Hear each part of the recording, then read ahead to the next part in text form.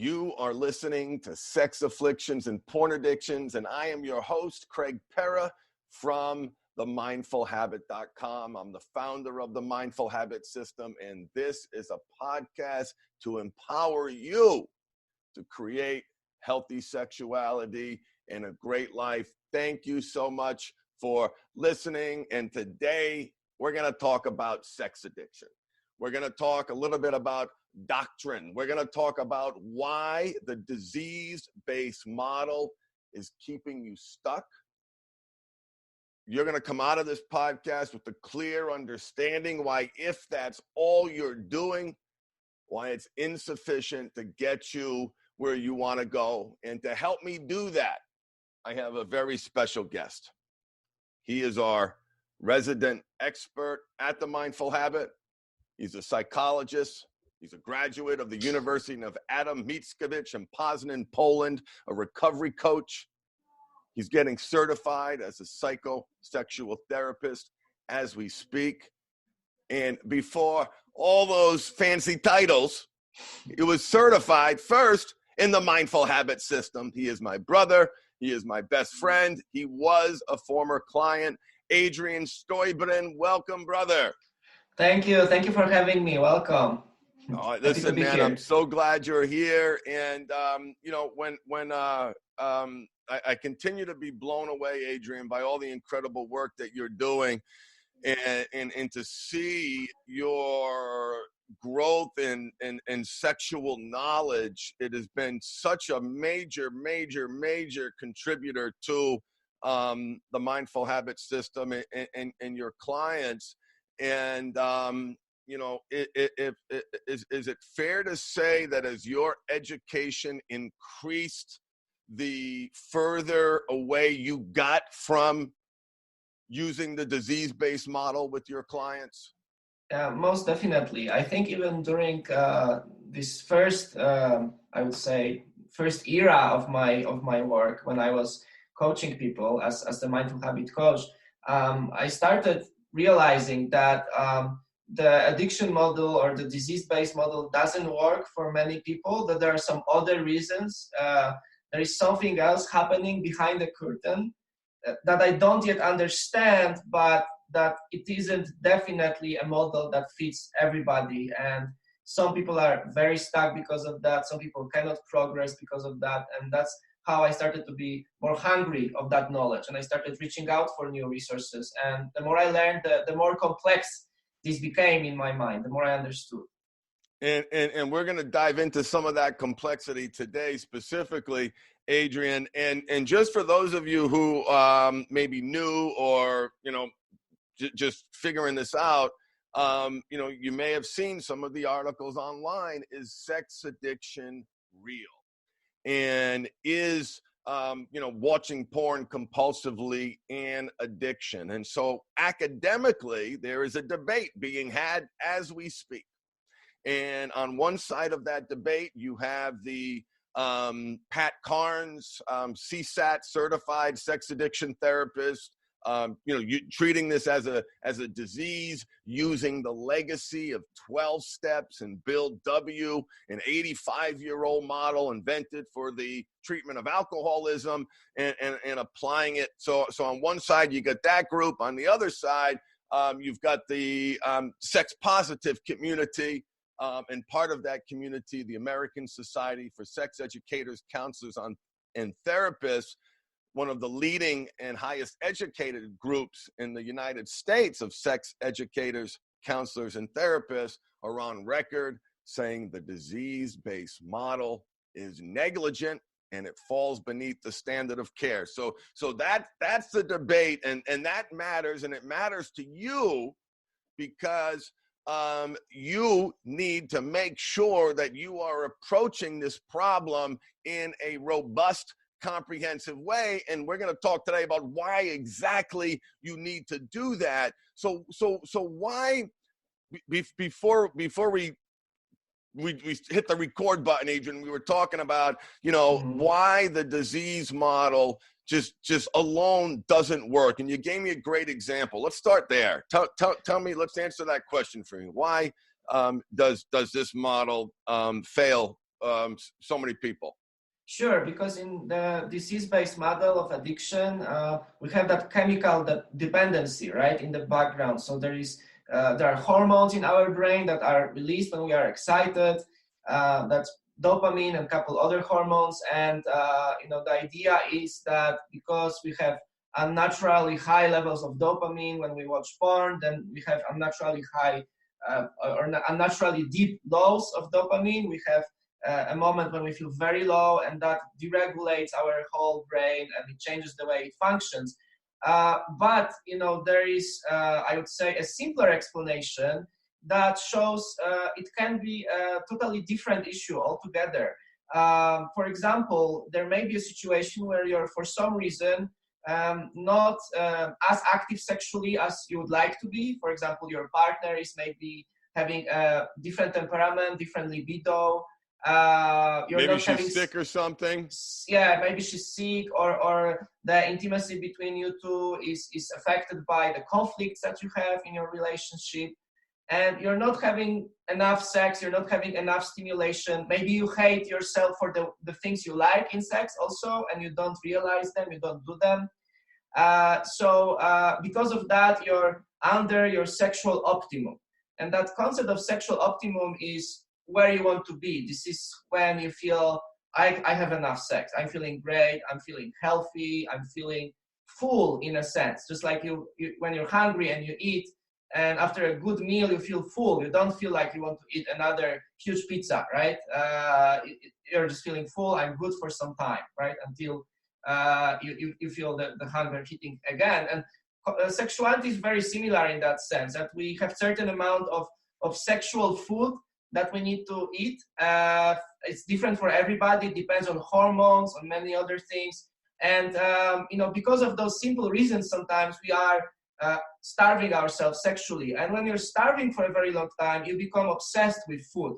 If you're starving sexually, you become obsessed with sex.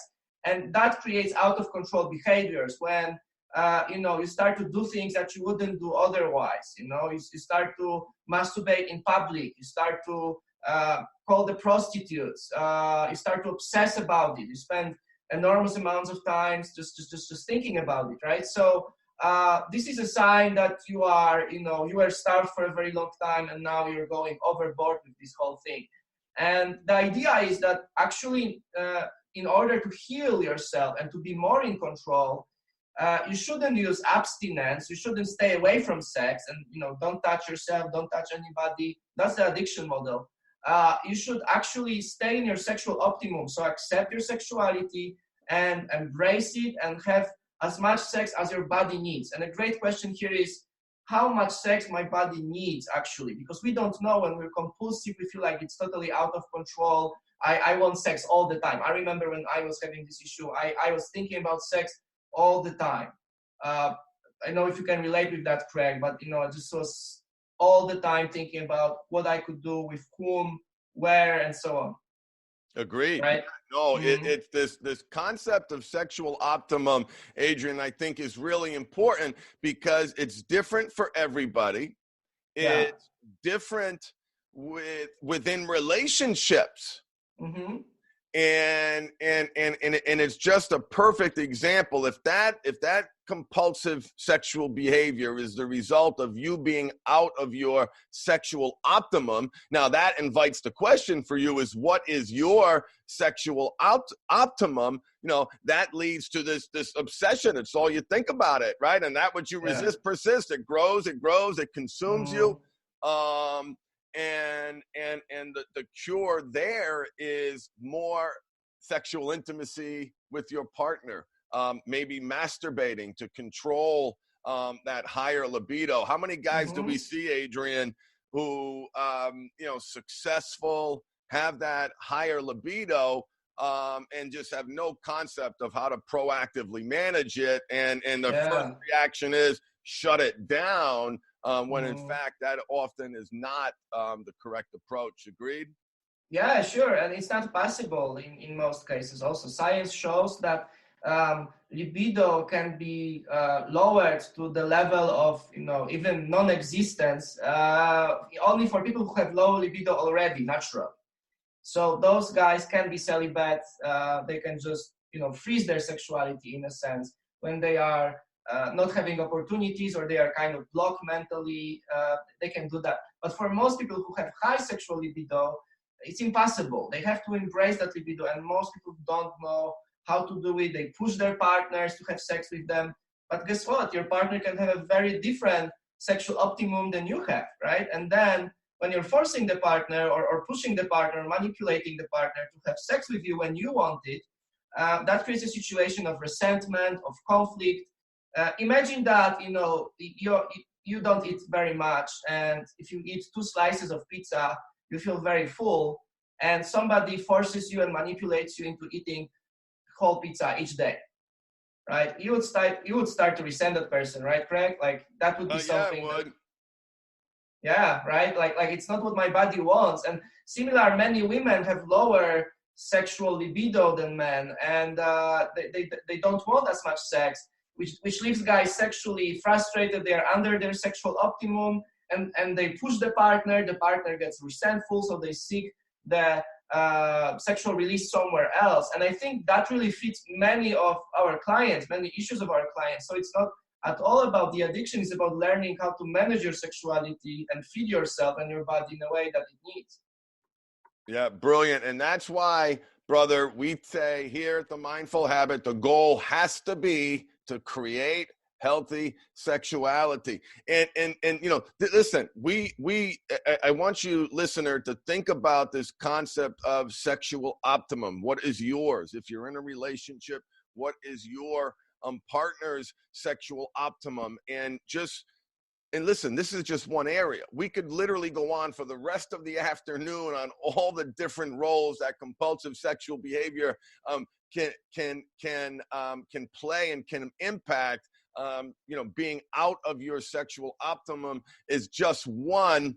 Let's go to another one, Adrian, because we literally could spend, I think, a whole podcast on that.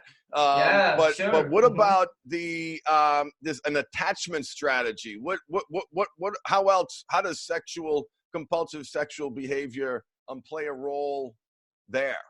Mm-hmm. So this was the topic that I was actually researching for my master thesis, and the idea that I started with is that we have this attachment system where when we are little children between the age of 0 to 3 years old, we create this attachment to our primary figure, of care, and primary figure of attachment. That will be the mom, usually, sometimes the dad if mom is not present, but the primary figure is usually the first person that we see and the first person that we spend time with. And relationship with that person is extremely important for the child, obviously. So we form something, and all the other mammals in the animal kingdom develop it in the same way. We develop those strategies that allow us to become close with this attachment figure, to become safe. So children learn how to grab mom when she's close, to hug her, to seek safety in her arms, to cry when they need something. The mom is alarmed and she's coming, responding to her needs. And that creates this basic idea in the child that when I need something, I have somebody that's safe for me, that will provide for me. I can trust that person. I can become close with that person. That creates this very basic idea. When it doesn't happen for many reasons, either you were left for adoption, or your parents didn't have time, or they weren't very responsive to your needs, we create different strategies. For example, the child, when it's left alone, it starts crying hysterically, and the mom comes back and tries to calm him down or calm her down, but the child is still crying. So that is like a hyper-activation strategy. I want to be close all the time. I will not let mommy go out of the room. I will not go to school. I want to be with the parent all the time because I feel unsafe. That's a hyper-activation strategy. This attachment system is very active. We want to be close all the time because of fear of losing that person, right? Fear that they are going to go somewhere and not provide. So that is showing us that there is some unsafety in that relationship. That's a hyperactivation strategy. Now, just to wrap the head around that, we have also the deactivating strategy, which means the child at some point decides that nobody decides. I would say it's a very primary process. It doesn't happen on the, I would say, conscious level. But when the mother is not showing up, for example, the child is crying and the mother is not showing up, at some point, or the caretakers are changing all the time. At some point, the child will realize, I cannot attach to anybody. Those people will not respond to my needs. I cry and nobody cares. So I have to be on my own. I have to take care of myself. I have to be independent. I have to withdraw from those relationships. Those people, if I depend on them, I'm just going to feel sad and put myself at risk. So it's better to stay off the attachment. And that's the deactivating strategy. So we withdraw from emotional closeness, and we try to kind of separate ourselves and be as independent as we can, so we don't depend on others. And this sexual compulsive behavior can be used for both reasons, which is very interesting for me, because usually we do something to either detach from somebody, right, to just go away, leave that person and just be, separate, or we do something to become close. But sexuality can do both things. It can be used as a hyperactivation strategy, when a person wants to be close all the time, they want to be having sex all the time, having intimacy all the time, having fantasies about people all the time. That's a hyperactivation strategy. That creates instant sense of emotional closeness for those people. And it can be used also to detach. I'm masturbating on my own with porn instead of having sex with my partner because I don't want to become too close. I want to be independent. I don't want to depend on that person in terms of satisfying my sexuality. Being too close is scary, right? So I have to do something to separate myself. Maybe I will cheat. Maybe I'll be with somebody else, when things get tough, especially. So this is another explanation. Those things happen for many guys, and it's formed very, very early on in life. It's just mind-blowing when you think of really how complicated this issue is, and how many parts that you brothers struggling with this, how many threads you got to pull on, because it's never one thing. And listen, what role does a fetish or accepting what you like, what role does that play in this, Adrian? Well, yeah, that's another thing that we didn't speak about. Sometimes we judge our behaviors. For example, they don't fit our moral standard, or they don't fit to what we think we are as a person, or to our status, whatever. Those things we judge morally. And when we do that, then we don't allow ourselves to have those fantasies or preferences or those fetishes. And when we don't allow ourselves to have our preferences, fetishes, sexual fantasies, quite often it becomes, again, out of control behavior because of something that I mentioned before, because you're out of your sexual optimum, right? You're not giving yourself enough proper stimulation, and your body enough proper stimulation. And for some people, the proper stimulation will be BDSM practices. For some other people, it will be just having tender sex with the wife, right? It's very different for everybody, but very often we hate our fetish. We don't like that we are attracted to female feet, or that we like anal sex, or that we are bisexual or homosexual. And we try to kind of kill that impulses in ourselves, and we feel that it's always winning with us, that it's out of control, but actually the behavior is not out of control. Our judgments are making it out of control. We think that it's out of control, but it just appears as, for any healthy person, it will appear when you're passing a stranger, this very attractive person, you're going to notice that this is an attractive person. You're going to feel something in your body. That's a sexual impulse. And we don't judge those impulses because when we are okay with our sexuality, right? But when it becomes something scary, something morally wrong, we start judging those impulses, and then we believe that when I have those impulses, it's out of control. I have to fight with it, I have to kill that fetish. I have to shame myself into not doing something. But many of those behaviors actually can be practiced in a very healthy, consensual way, with a loving partner, somebody that has similar fetishes or agrees with you. It's consensual. It doesn't have to be this scary, isolating thing. It's a force, and it's an energy that must be channeled, that must be directed. And we like to say, as I've said before, we treat intimacy disorders. I also like to say, whenever we talk about fetishes, that which you resist persists. And the demonizing of those parts only makes them stronger. It must be channeled and directed. And you know what's interesting, Adrian, as we're talking about each one of these factors in terms of why, what role the sexual compulsive behavior plays in a person's life, which is really what we're doing. I mean, it's I hope is also highlighting for you, and really the purpose of this broadcast is to, like, ask questions, like stop, think, and reflect and say, wait a minute, what role, where do I see some of me over here? Where do I see some of me over here? And you're going to see a little bit of yourself maybe in each one of the categories that we're talking about.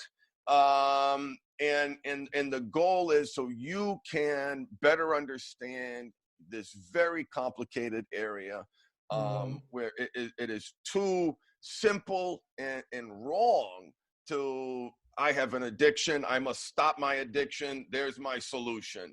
And it simply doesn't work that way. So, and there are so many other factors, there are so many other roles that the compulsive sexual behavior plays. What about as a soothing habit? Let's talk about that for a little bit, Adrian. Talk about compulsive sexuality as a soothing habit in states of a strong emotional arousal, because we hear all the time the positive attribute of the compulsive behavior, the purpose that it's serving is emotional regulation. So tell me a little bit about this.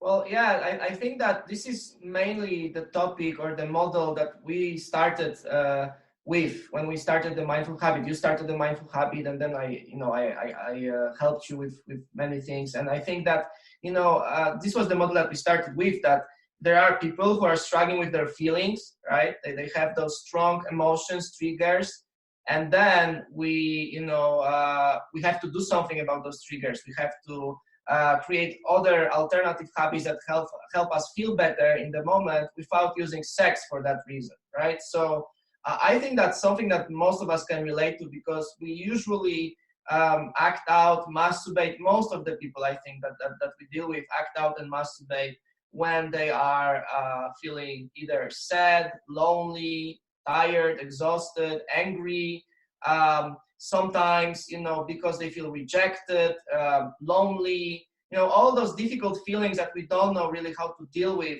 are, creating this, this idea of, I have to escape, I have to cope, I have to numb. And that's when this soothing behavior comes up. And it's very natural behavior for children, for example, when they are feeling a huge pressure, stress. Some children masturbate instrumentally, which means that they use masturbation not for sexual purposes, but just to discharge the emotional tension. And for some people, it stays the same later on in life, that we don't use porn, we don't use this compulsive sex for discharging our sexual tension. It's not about what our body wants. It's more about how can I run away from those feelings that are so difficult for me, like how can I feel better for a moment? So I think that's, that's a big chunk of what we're dealing with, but not the only thing, obviously.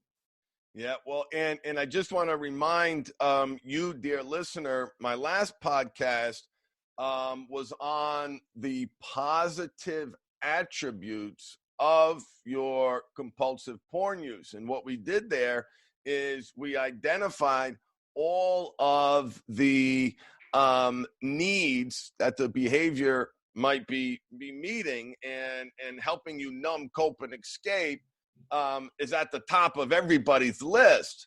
And as we go through, when you think about the list that we're talking about today, I want you to see I want you to ask yourself and help you understand what needs is this behavior meeting. Is it a way of deactivating or hyperactivating my attachment strategy? Okay, Adrian and I did a podcast on attachment theory. This might be an opportunity to go back and to learn how those past might be impacting your today. Second is, my compulsive sexual behavior is the result of me being out of my sexual optimum. So many great questions for you to ask yourself there. What is your sexual optimum? What needs is the compulsive sexual behavior meeting?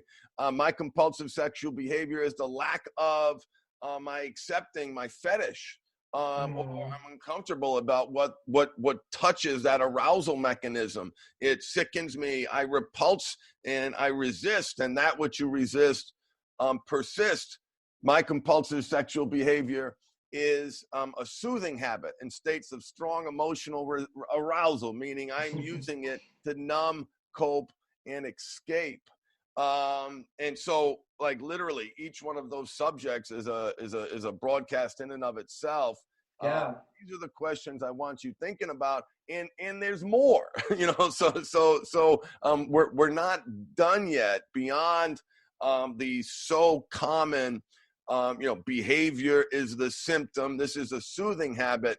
What about identity and low self-esteem, Adrian? What role can sexual behavior play there? Let's talk about that for a minute.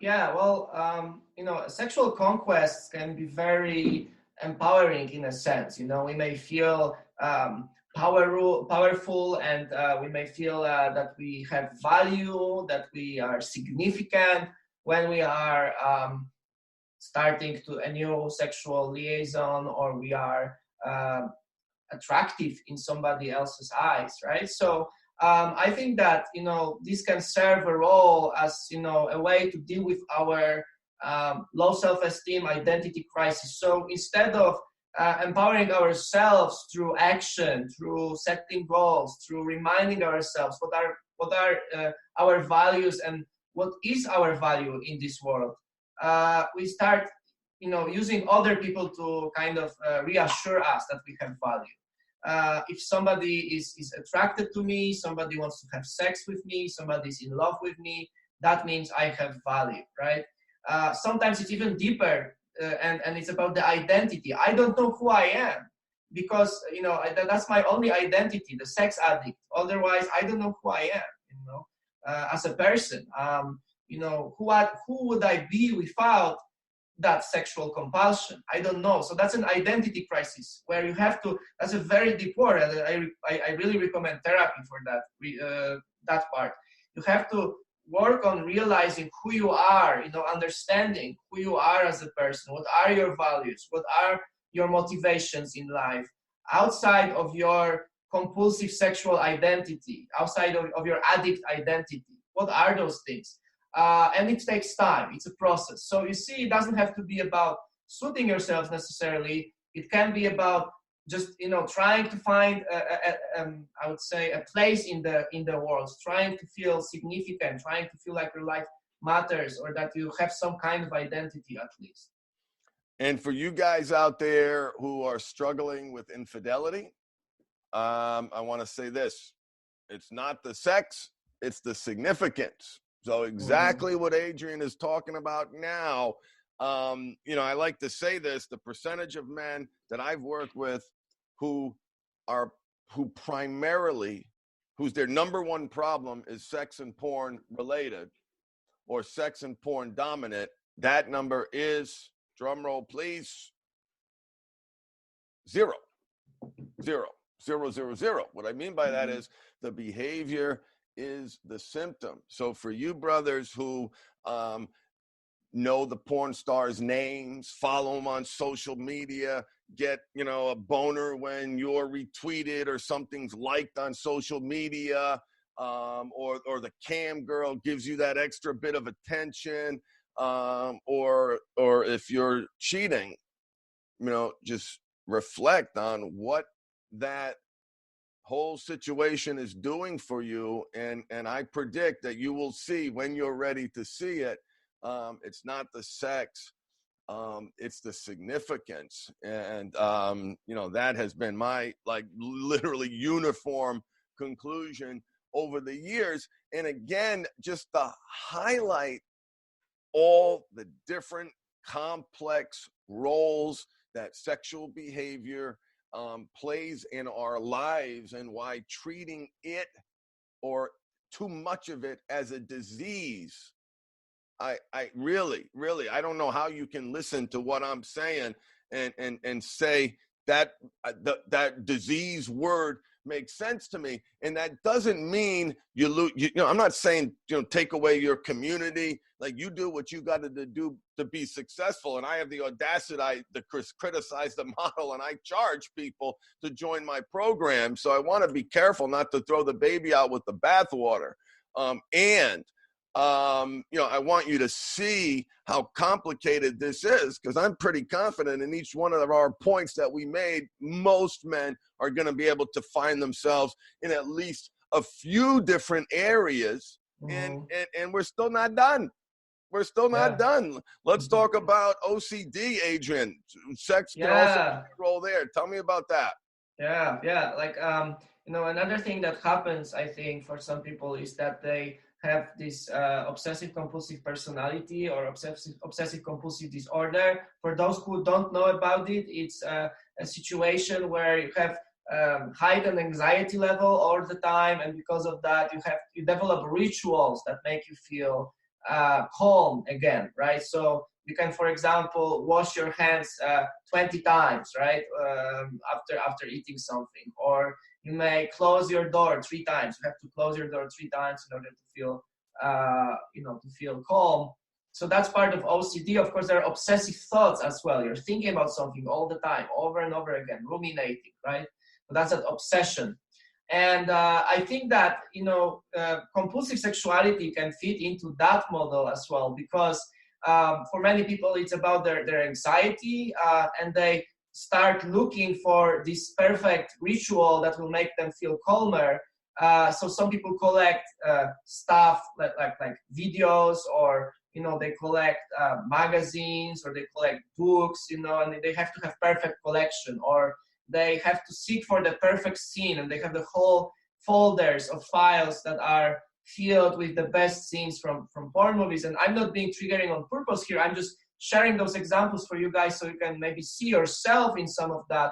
If that's the case, and you just have to repeat your ritual, and it has to be done in this perfect manner, and you know, it's just something that is, I would say, very schematic and repetitive all the time, and there's a lot of, I would say, seeking for perfection in that behavior. That may be the sign that you're struggling with some of those OCD traits, you know, that this is actually the primary problem that you're dealing with, that there is heightened anxiety level, and you have to learn how to deal with that anxiety better. And cognitive behavioral therapy helps here a lot, or you have to go on meds, whatever works for you.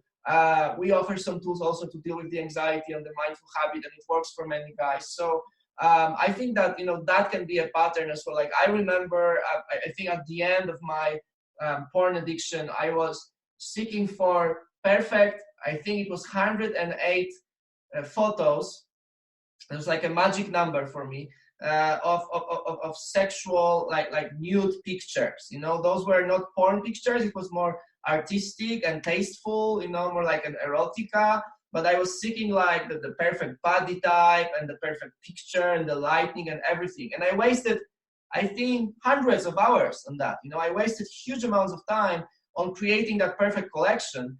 And then I decided I just want to quit. I want to recover. I'm sick of it. And I started working with you, Craig. But it took me actually, you know, I think half a year until I was strong enough to delete that collection. You know, like I was half a year sober, you know, using the addiction terms again, half a year free from those compulsive behaviors. But, you know, it took me that much time to just realize, okay, I have to delete that that collection, and it was extremely hard because I felt I spent so much time, so much effort. That's my perfect collection. What is going to calm me down now? So that's an example of obsessive compulsive behavior, OCD thing that happens, and I find that in many other areas of my life. I have to create lists for stuff that I'm doing, and the list has to be perfect. That's a very OCD thing. Or the other things, like creating a book collection that has to be perfect. Maybe you have some similar issues. That's why I'm sharing that. It may be sexuality may be part of those rituals. Yeah, it's, my mind is bouncing in 50,000 different places because it is such a complicated issue, Adrian. And there's, we see it so much. And I was thinking of a couple things. I was thinking of Tara, and Tara is the wife of a guy who I worked with, Dan, beautiful man. And she helped us, and she had OCD, and it was the mindful habit system was the only thing that worked for her. And then there's some other people with OCD that I haven't done well with. So again, everybody is different. Everybody is different. And you may check the OCD ritual box, kinda, and you may have 4 or 5 other categories as well. And to be clear, this list is not exclusive, it is not exhaustive, and it is not mutually exclusive in that you pick, if you fall into this category, you don't fall into others. No, that is not true. You likely fall into multiple categories. Yeah, yes, multiple exactly. categories. And this last one is near and dear to me personally. Let's talk about the role of trauma in compulsive sexual behavior, Adrian. Yeah, sure. So that was the last idea that came to me. Maybe there are more models or sources of compulsive behaviors, but what I've seen with in the clients that I'm working with is that some of them suffered abuse, sexual abuse, especially as children. And because of that, they created this warped view of what sexuality is and warped view of who they are and what is their value. So, there's this mechanism in psychology that's called, and that's a hard word, re-traumatization. So you're re-traumatizing yourself. And, what that means is that, you were, let's say, raped, and then you find a situation where you are again at risk of being raped. You're seeking those kind of situations, right? Like, or you're seeking abusers, a little bit like in Stockholm syndrome, right? I don't know if you guys heard about this, when the victim of abuse wants to be abused again, right? So there is an explanation of that on the chemical level, on the brain level, and the idea or the theory behind that behavior is that our brain, our psyche tries to resolve that trauma, and it cannot resolve it, during the periods of safety. So we attempt to have the same trauma so we can finally process it in the right way. We can finally overcome it in a sense. That's the way it's explained. I think there are probably more explanations of that, but that's the one that I understood, and that kind of ring the bell when I was reading about that topic. So that happens for many people who are abused sexually. They tend to seek situations when they can be abused again, or they put themselves at risk of transmitting sexual diseases, or being abused, or raped, or other Adrian, what about men who had a unhealthy to abusive same-sex relationship when they were younger, and that part of them was touched, and then they lose themselves in trans porn, they lose themselves in gay porn, and here they are married and religious on the outside, and on the inside they're deeply ashamed of these these childhood experiences born in trauma that they're reliving in their porn. That's a great point, that it doesn't have to happen in real life. It can happen in fantasies as well, right? So You try to relive that experience by fantasizing about it so you can finally deal with it, right? And it's not your fault, guys who are struggling with this. I just want to say that to you. It's not your fault that you're having those behaviors. It's just a mechanism of your brain that tries to deal with the trauma. Until you process the trauma, until you heal your trauma, these things will pop up. And it may be that you're going to be triggered by certain things till the end of your life, but you can learn how to deal with your triggers, how to deal with the situations that are, triggering that flashbacks of trauma, triggering those ideas of what happened, feelings of that you felt back then. You can deal with those events in a better way if you are in therapy or in coaching that is aimed at dealing with the trauma. So that can be one of the reasons why guys do those things. And then it's not based on how they feel in the moment. It's more based on them constantly feeling that they need to go back to that experience so they can finally get over it. On the subconscious level, obviously. It doesn't happen by you saying to yourself, okay, now I want to be, abused again. It doesn't happen this way, obviously. It's about what happens in your brain, what happens under the level of consciousness. And diving deep into those wounds that are still festering, growing, living in you. And when you look at so many of these different categories, as the reason for, right, and the compulsive sexual behavior, I want to be clear, we're not making excuses. And for my partners who are listening now, here's what I want to say. You have been hurt, you are in pain, and that is terrible. And I don't want to do anything to make excuses for what your husband did. I want to help you understand why he did it. Maybe that might help. That I certainly want to help him. I need him to know. I need him to understand there's an input that created this output. There's a reason why, and listen, we're just talking about the sexual behavior, and I get more mileage talking to brothers about the lying, the compartmentalizing. Where did that ability to compartmentalize come from? How can you look your partner in the face and lie? There's a reason. There's a reason for that. And Adrian, I want to thank you so much Thank you very for much. being here. And thank you so much for being part of this team. And guys, if you want to call Adrian, there's an 800 number. I want to give it to you right now. It is 1-800-214-5249. He is on a different continent, so make sure that you leave your name, your number, and your email address so he can contact you. Adrian is brilliant. I am so blessed to have him part of my team. I want to take full credit, damn it, because I had choices of people who I wanted to bring into my home, into how I feed my family. And I knew Adrian was special. I knew it very early on. I saw that there's the compassion and the empathy and his thoughtfulness and his intelligence. I just something about it said to me that this guy is going to be helping people. And I feel so blessed to have him on the team. So if you want to talk to him and you want either to work with him one-on-one or to learn more about the group coaching program from him, that number again is 1-800-214-5249. Make sure you leave your name, your phone number, and your email address. And if someone wants to email you, Adrian, how can they do that?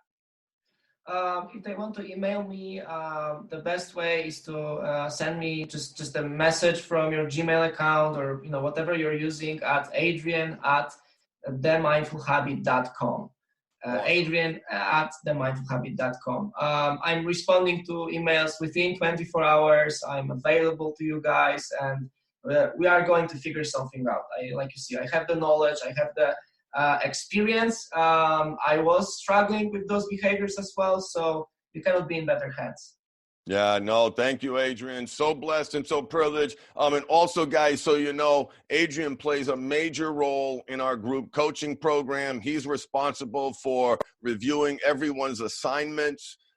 He's responsible for, he runs a number of group coaching calls for brothers in the program. He is a very, very important part of the Mindful Habit.